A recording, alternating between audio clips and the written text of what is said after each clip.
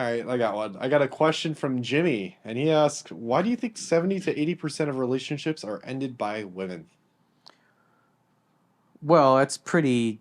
The reality is that women tend to leave when their feelings are gone. And so what often happens is women try to make the guy miserable to the point where he finally breaks up with her. And when that doesn't happen, she finally pulls the plug. And, having done thousands of phone sessions over the last 20 years and talking to people who were having problems or having breakups or whatever, most of the time, the average guy, they all say the same thing. I didn't see it coming.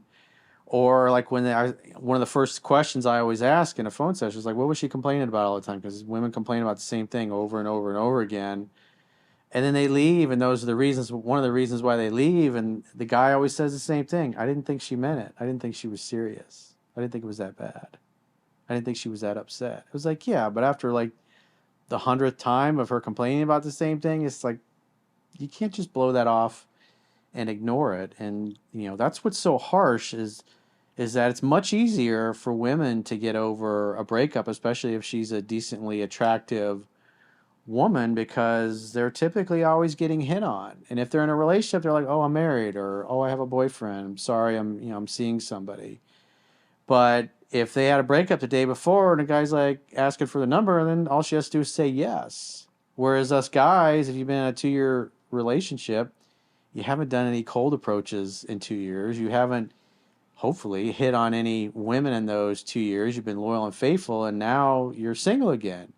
And so it takes time to warm back up to that. If you haven't approached a total stranger who's cute in 2 years because you've been with the same woman, and then you see a cute girl behind you in the grocery store line, it might be a little weird and a little awkward at first when you start trying to talk to women and go out on dates and kind of get your get back into it, get back into the dating scene where, like I said, it's women just have to say yes, whereas the day before they were saying no. And us guys, it's like we got to practice. We got to get back out there and start making an effort. So it is harder from that perspective, but women typically stay with the guy until they've just had enough and their feelings are gone and they just have given up and they don't think it's going to change. And so therefore when they leave, it's like they're over it. That's why if a woman dumps you and leaves you, you don't keep chasing after her and begging her to take you back or give you another chance, is because she's already decided her feelings are gone.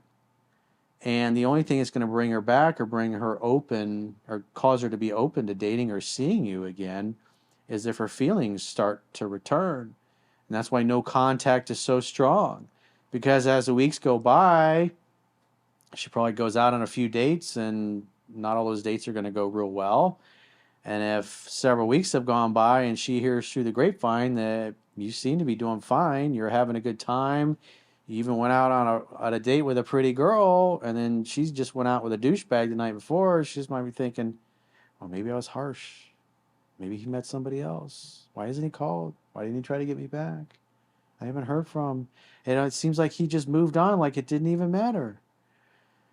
And that causes her attraction and her interest to start to creep back up on her. The more she has negative experiences with new guys, and it seems like you're just having a good time and you're moving on after she rejected you, that's why no contact is so powerful. She might reach back out and say, "Hey, how are you? I was thinking about you. I miss you," that kind of thing.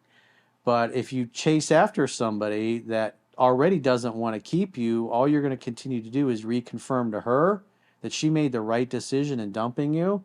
And you actually make it easier for her to get over you.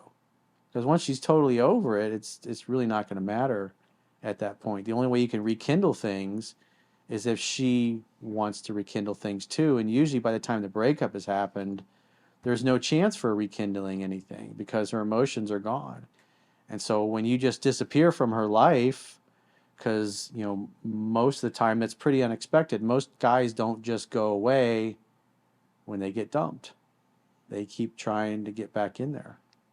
Well, I mean, I've dumped plenty of people, but and I've been dumped before too as well. But usually, if I like get dumped. I feel like when girls get dumped, they kind of get this like courage or strength, and they start like Really? looking. Well, I mean, I don't know. That's what I did, and I then feel like when the a guy girl comes gets back. dumped, she gets really sad.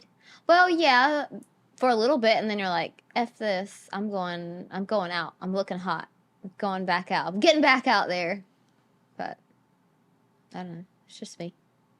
Yeah, I feel like girls cry for like maybe like a month. Yeah. Sad. Yeah, they have a Then- quick bounce back. Yeah, I think girls bounce back quicker than guys. I think that's like genetically. Like, Well, plus you experience the pain, whereas us guys, we drink a lot, we go hang out with our buddies, and we distract ourselves because we don't want to think about it because it's unpleasant. Whereas y'all will get together with your friends, your family, and woo, and you'll hug it out, woo, and that'll go on for a few weeks or whatever. And then all your girlfriends get fucking tired of hearing the same story or Yeah. complaints about the ex and everything else. And then she, starts going out on dates because they take time to grieve and get over it. They feel it, they heal it, and they move on. Whereas us guys tend to resist that. And so it lingers because, what you resist persists, but what you look at disappears. And women are great at looking at their pain and the heartbreak of a breakup and dealing with it, feeling it, crying, and allowing that energy to move through their nervous system so it loses its negative charge as the weeks go by. Where us guys, we try to avoid that at all costs and we obsess over it and we think about it. We don't sit there and cry. We don't get emotional most times. We don't get upset. We just go out and party with our buddies or drink a lot or whatever or sleep and try to distract ourselves. And so that's part of the reason why it takes longer, why women get over it quicker. It's number one, they're always getting hit on. And number two, by the time they leave, they're over it.